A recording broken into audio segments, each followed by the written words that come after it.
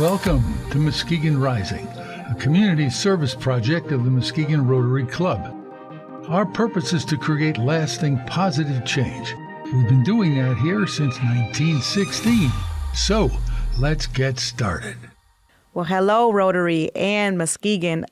Thank you for joining us here today for this podcast on Muskegon Rising. I am Kendra Robinson, and today I will be interviewing Miss Venita Melton. Welcome. Hello. Thank you for having me. Venita, thank you for joining us today. And I'm going to be referencing my phone today because you sent us some wonderful information. I don't want to miss any of it. But can you start out by telling us today who you are, what you do, and we'll go from there. Okay. So my name is Venita Melton. I am a case manager. I work for HealthWest, and it's a mental health agency, and we're located on Apple and Wood Street, but we have various locations, and the location that I work in is in the Muskegon County Jail. Now, Venita, I get to see you often. Yes. I'm a public defender, and I think we share the same parking lot, as a matter of fact. Okay, yeah. But I see you often in the jails. And so you said you're a case manager. Yes. How do you get the cases that you have as a HealthWest case manager? So a lot of the cases come through referrals. We may get referrals maybe from the public defender's office. We get referrals from some of the deputies. We get them from maybe through kites. So there's a system, it's a kite system that the inmates, they can send information, and they may request certain help, Right. with various things. So they come from a lot of different avenues, as well as from jail medical. They may send like a referral during their med pass or physicals with the individuals, and they may, specify something that they have a need of, and they refer to us. So these referrals, we're talking about specifically incarcerated individuals who Yes. are pending some kind of criminal resolution to a case, correct? Mm-hmm. All right. What qualifies for these incarcerated people to be referred to you? Well, they can be referred for various reasons, but in particular, it will be for mental health concerns. Mental health. Okay. Yes. And not only mental health, it could be certain things that they just have a need of. Like they could say they may need maybe insurance, they may need a Social Security card, they may need a doctor. It could be various reasons, certain things that they need for when they get released from jail. Okay. You say you're working specifically with mental health. Can you give us a little bit of background about you and how did you come into working in the mental health arena, which is a strong need in Muskegon County? Yes, it definitely is. So I went into human services, and I have an associate's in applied science and a bachelor's in human services. So I basically always have had a desire to help individuals. Like I always was a helping person. And so it just gave me really a platform to be able to help in a more significant way. So basically through education, I was able to, find out that I really would like to help individuals in the mental health field. And then I did some work through Hackley Community Care as a community health connector. And then from there, that assignment ended. It was like a grant, so that ended. And then I was situated in HealthWest at that time, so It kind of helped link me up with them. And then from there, I ended up getting a role as a community health worker and then a case manager. So not necessarily knowing that I was going to work in the jail, Just led up to that point. Yes, it kind of led up to that point. But like I say, from the beginning, just always a compassionate type person, a heartfelt person, always, if I see someone in need, trying to see what I could do to help them. How long have you been working for Muskegon County? About 5 years. Wonderful. Yes.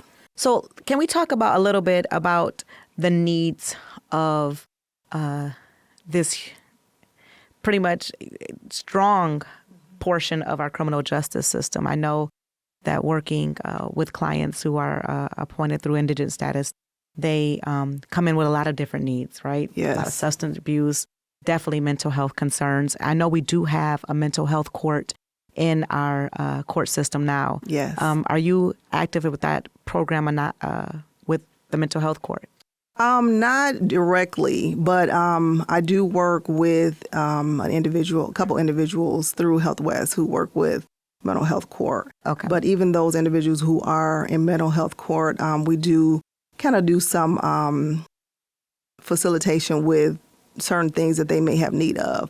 So I don't directly Work in that. Yeah, work in that field, in that area.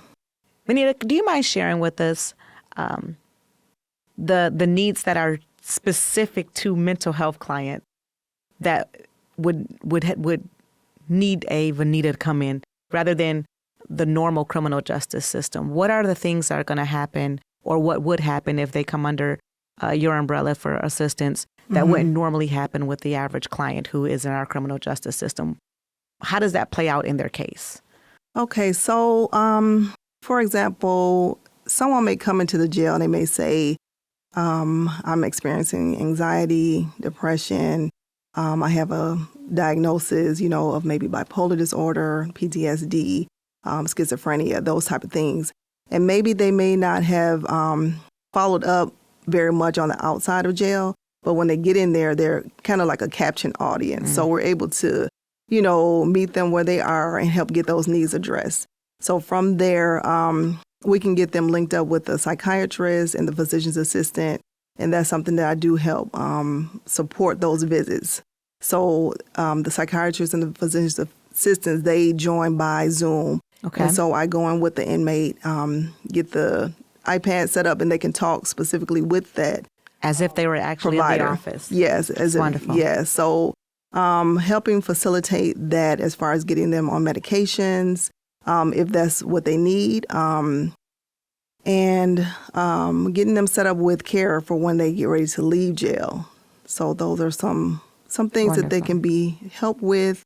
And sometimes they just need someone to maybe talk with, Often. And although I don't have a specialty in therapy or as a counselor or anything like that, but just being that support. Right. And meeting with them and mapping out some things that they may need. So we do like a release plan, discharge plan, and a brief screen when we first meet with them, and then just maps out different needs that they have. So they may list on there, I need a doctor. They may list getting a ride from jail to an appointment, or Is it kind of like follow-up care? Yeah, doing a door-to-door from jail to HealthWest, and connecting them back in the community with maybe their case manager that they had directly at the HealthWest facility. I know you had mentioned to me that preventing recidivism is a huge part, or at least a portion of what your mental health services try to aim at achieving. Mm-hmm. In your experience, have you seen that once mental health care has come into these situations with these individuals, that it assists or it improves with the probability of criminality still happening once they leave the jail or the justice system? Yes, I have seen a big difference, especially with linking them up with, like I mentioned about the SUD program, the substance use disorder. So substance use can play a big role in as far as, the substance aspect as well as mental health. And if they have both of them, sometimes that can be very problematic. So helping to reduce the recidivism is getting them connected to SUD programs as well as mental health.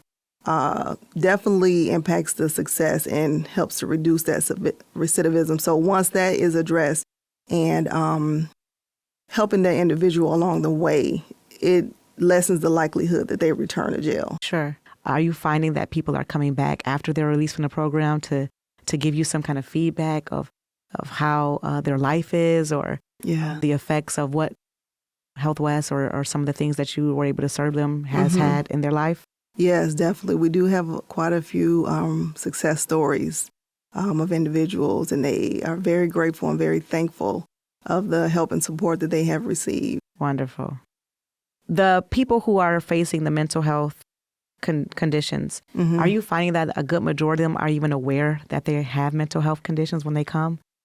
I ask because I know we do a lot of referrals at the onset, at the arraignments, and people never were on medications. They never saw a psychologist in their whole life. They never had a mental health assessment. They their parents didn't know that they were struggling in these areas. They just thought they maybe were on special education programs, and that was that. But it's the continuum of behaviors that's probably missed. Have you found that a good majority or any of the people that you all service have maybe fallen through the cracks of being serviced, and you're probably the first that ever addressed this with them? I do feel like there's a large amount of individuals who are aware of their mental health needs. Okay. I think there are quite a few that are not. And sometimes they'll say, this is my first time reaching out. I never really felt like I had a issue, with mental health, or this wasn't something as far as their family, their upbringing, that they felt like was encouraged for them to seek out mental health. It was like a stigma of them maybe feeling like they were, weak, or that they had like a mental problem, those type of things. And if HealthWest was involved, sometimes they felt like they were severely mentally ill, those type of things. Let's stop and talk about that for a second. And I can speak from personal experience being an African-American woman. There is a true stigma with mental health treatment, with mental health concerns, with seeing psychologists and therapists and going to a counselor and talking out your issues. And people don't see it, especially in our community, as a form of medication, just like high blood pressure or any other kind of thing to treat your body to be in its best place.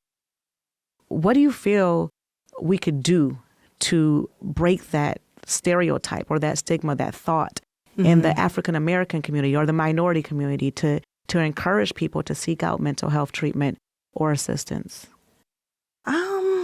I think one thing we could do is raise a little bit more of awareness and maybe have more, individuals as represented from our communities, to speak out and maybe to reach out to individuals. I mean, even if it takes going door to door, passing out flyers, cards, having different, maybe even conferences or, different things, community events to bring more awareness about that.